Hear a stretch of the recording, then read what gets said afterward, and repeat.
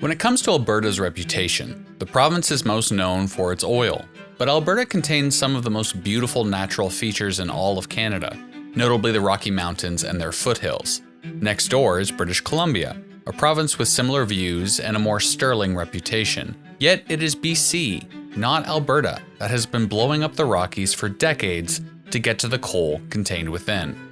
Alberta banned coal mining in the mountains and their foothills in the 70s, and it stayed that way until now. Starting in 2020, Alberta's government opened up the eastern slope of the Rockies to mining, then in the face of overwhelming public backlash, banned it again, then quietly opened it again. Kind of. Alberta's government has promised to consult with industry and citizens to develop a new way forward for coal that brings economic benefits while also protecting the province's scenic views and precious waterways. So how did Alberta get here? And can they be trusted to develop coal responsibly? The first commercial coal mines in Alberta opened in the late 1800s. Towns all over the province have some reference to coal in their name, having been founded as mining towns. As with any place whose economy is based on a natural resource, their prosperity rose and fell with coal. In many ways, so did the prosperity of the province until oil deposits were discovered. In 1976, the progressive conservative government of Peter Lougheed adopted the coal development policy. This broke the province into 4 zones, restricting coal development heavily in 2 of those zones, primarily the Rocky Mountains and their surrounding foothills. The policy was adopted after heavy community consultation and numerous studies, which found the impact on tourism and the environment, as well as a lack of public appetite, overruled the potential economic benefits of new coal developments in those regions. As a result, many of Alberta's most pristine and iconic landscapes were protected. But at the same time, coal companies largely took their high-paying jobs and hopped across the border into BC. Many once prosperous mining towns have since become quite poor, with high unemployment and low median incomes. Coal mining in the Rocky Mountains comes with particular severe risks. Beyond the destruction of potential tourist areas and natural environments, coal produces a number of dangerous chemicals. On Halloween 2013, 670 million liters of slurry containing mercury, lead, and cancer-linked hydrocarbons poured into the Athabasca River after an earth berm failed at an open-pit coal mine near Hinton. These chemicals traveled over 1,000 kilometers to reach Lake Athabasca, causing extensive environmental damage. The company who owned the mine paid a $4.5 million fine. Even when a berm doesn't break, coal mines are almost never able to contain their pollution, particularly selenium. Selenium is actually an important mineral in small doses, but can quickly become toxic to humans and animals. Teck Resources owns a number of mines near the Elk Valley in BC. Their mines have been leaching selenium into nearby rivers for years. That selenium has not only decimated fish populations, but has traveled throughout the province and into the United States. Teck then built a $600 million wastewater facility in 2014 to address the selenium problem, only for that facility to leak nitrite, ammonia, phosphorus, and hydrogen sulfide into the creek, killing fish populations and earning them a $1.4 million fine. Selenium is not simply a problem with active mines. Shut down mines, even those that have been reclaimed up to regulatory standards, can continue to leach selenium for decades. A settling pond downriver from the Tent Mountain mine, which had been closed for 47 years, found selenium levels of 151 micrograms per liter. The Alberta limit is 2. The federal guideline is 1. Yet coal also brings prosperity. In Elk Valley, the same community affected by the Teck Resources selenium leaks, citizens enjoy a median income that is 34% higher than the average British Columbian. For Alberta, at least when it came to the Rockies, this was largely a moot point, until 2020 when the UCP government under Jason Kenney announced that they were rescinding the 1976 coal policy effective June 1st. The Alberta Energy Regulator, or AER, would be responsible for approving coal projects on a case-by-case basis. This opened up over 1 million hectares of land to potential mining. This policy change came on the heels of at least 3 years of aggressive lobbying from coal companies, supported by over a dozen former government insiders. For example, Elan MacDonald, the chief of staff to former Premier Alison Redford, was a consulting lobbyist for Global Public Affairs, a company that represented Benga Mining Ltd, the company that proposed the Grassy Mountain coal project in 2015. Between 2020 and 2022, the province received a number of applications, and as of 2022, 6 coal developments were underway. 2 of them were new. 4 of them had already been approved under the rules of the 1976 coal policy. Albertans' views are clear. They expect us to manage coal differently. What we're doing today, keeping the 1976 coal policy in place and committing to consult on a modernized policy, is what we should have done in the beginning. We didn't do it then, but we're going to do it now. It turned out 70% of Albertans opposed opening up that area to mining. In a rare case of the province being unified against industry, the pressure was too much, and the UCP reversed the decision. In response, a number of coal companies launched lawsuits against the government totaling $15 billion. Reaction is pouring in on a provincial decision to lift the moratorium on coal exploration and development along the eastern slopes of the Rockies.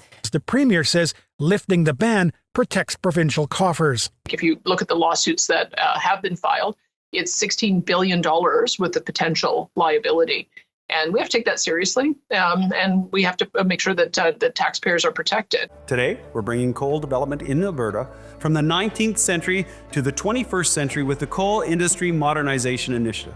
It's exciting. This is what we're doing. I cannot say it loud enough.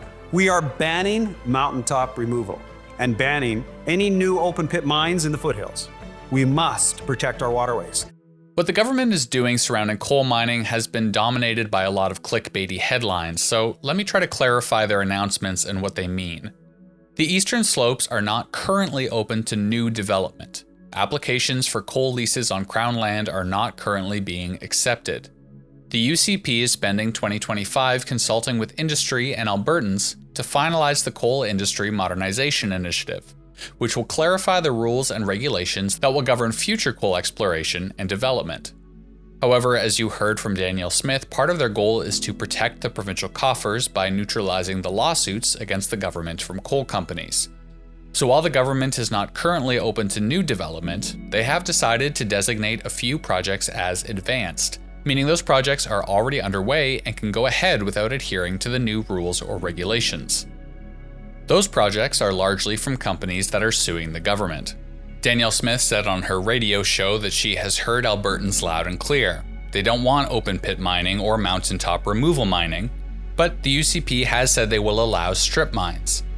Instead, they are allowing new mines if they use technology to remain underground, essentially limiting or potentially eliminating toxic coal dust or chemical leaches. But as it turns out, the actual definition of open pit mining is very much up for interpretation. Westmoreland Mining LLC operates the Coal Valley Mine, which spans over 20,000 hectares. They've lobbied the government to get a favorable definition of open pit mining so that they don't have to change their operations once the new rules come into effect. How the UCP decides to legally define open pit mining will have an impact on what sort of developments happen on the eastern slope or its foothills. But the CIMI does specify that there will be no new mining proposals without use of best water practices, using either underground mines or technology like high-wall automated underground mining to prevent overburden, which causes selenium leaching. Yet even high-wall technology has shown to be not fully effective at containing selenium. As the government has talked about the new coal initiative, they repeatedly reference the quality of the province's regulator to oversee coal development in the province. But the AER has often fallen short on keeping mining companies in check. Let's look at 2 projects, Tent Mountain and Grassy Mountain, both managed by Australian companies. Montem Resources manages the Tent Mountain development. They're also part of the $15 billion of lawsuits against the government. Montem is known not only for being adversarial, their CEO threatened to sue individual members of the AER for asking Montem to monitor their selenium levels. They've also been caught breaking the law in a number of ways. First, Montem had dumped debris into Crow's Nest Creek while installing a bridge, also failing to install erosion or sediment controls at the site.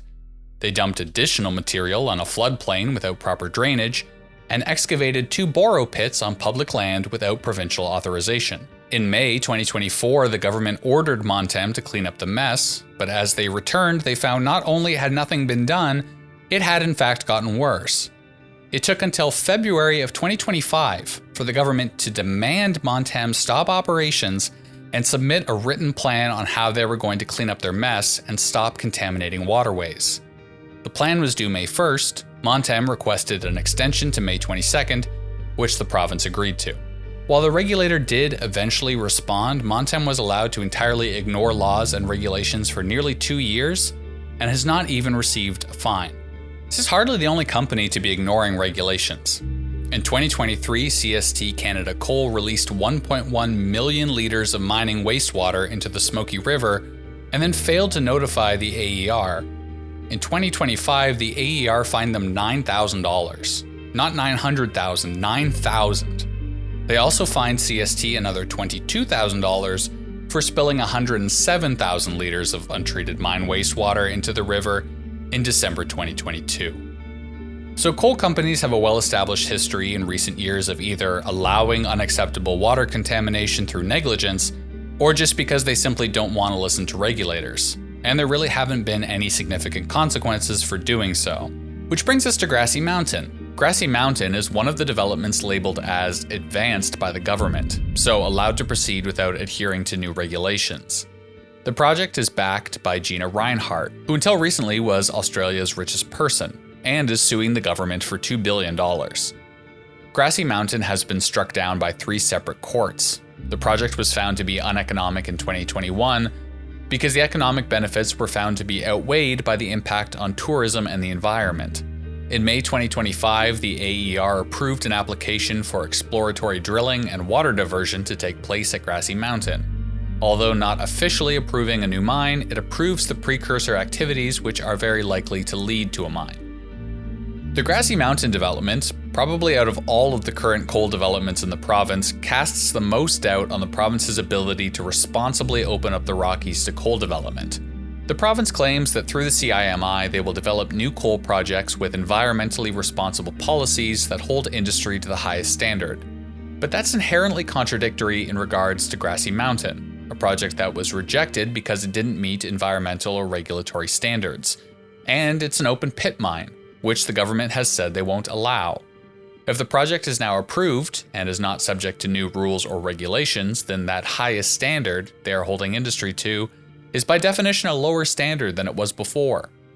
Northback has, by their own calculations, projected that they will leach 10 micrograms per liter of selenium into downstream waterways, 5 times the limit in Alberta and 10 times the federal guideline, a fact that should be enough to pause the project on its own. The UCP supported a referendum held in Crow's Nest Pass on whether or not Grassy Mountain should go ahead. The referendum was also heavily supported by Northback, the company running the development. Northback pitched that the mine would bring great jobs to the town, meeting with residents, holding town halls, and even driving residents to the polls. The referendum passed with a significant majority. Although Crow's Nest Pass will benefit from the mine, Ranchland, where the mine would actually be located, is strongly opposed to the mine, as are other communities nearby who have sent letters to the government asking that the Crow's Nest Pass referendum not be the only perspective taken into account. The Old Man River, which will be affected by the mine, is utilized by 200,000 Albertans for drinking water, livestock, and agriculture. Despite all of that, there are understandable reasons for why Alberta is opening up to more coal now. Tariffs with the United States are limiting Alberta's oil and natural gas exports, the largest driver of their economy. Across the mountains, BC has been mining coal for decades, exporting over half of Canada's metallurgic coal, generating billions of dollars. Despite the world moving away from lower quality coal for electricity generation, Canada's exports of metallurgic coal, largely used to make steel, has increased consistently in recent years. For communities near the new potential mines, they could be life-changing. Mines are offering salaries sometimes of $150,000 to $200,000. In towns where unemployment is high and the median income is often around $30,000. Yet it's difficult to say truly how beneficial coal is economically. Typically, you run into 2 types of assessments. Those put out by coal companies or mining associations that say coal generates tens or hundreds of billions of dollars, and those put out by environmental associations that say those numbers are completely overstated. We do know that between 1999 to 2009 in BC, a predictive audit of 3 mines came up well short of their initial projections. The mines generated only 59% of their original projected employment and 34% of their predicted tax revenue. A private third-party cost-benefit analysis completed by the School of Public Policy at the University of Calgary calculated that, when taking into account the impact on tourism, the environment, global coal prices, and a number of other factors, the Grassy Mountain mine would only break even under the most optimistic scenarios. The government still has time to listen to a variety of voices on new coal regulations and to show that they're serious about doing it responsibly. Although no technology exists that can mine coal without some environmental impacts, there are certainly some ways that are much better than others. But the UCP has already shown that they will give in to some amount of pressure from lobbyists and corporations, as they have with Grassy Mountain, and the province's regulator doesn't have a great history of punishing companies that break laws. After years of lobbying, the interests of primarily Australian coal companies have finally taken center stage in Alberta. What we will have to wait and see is if the province can keep them in check.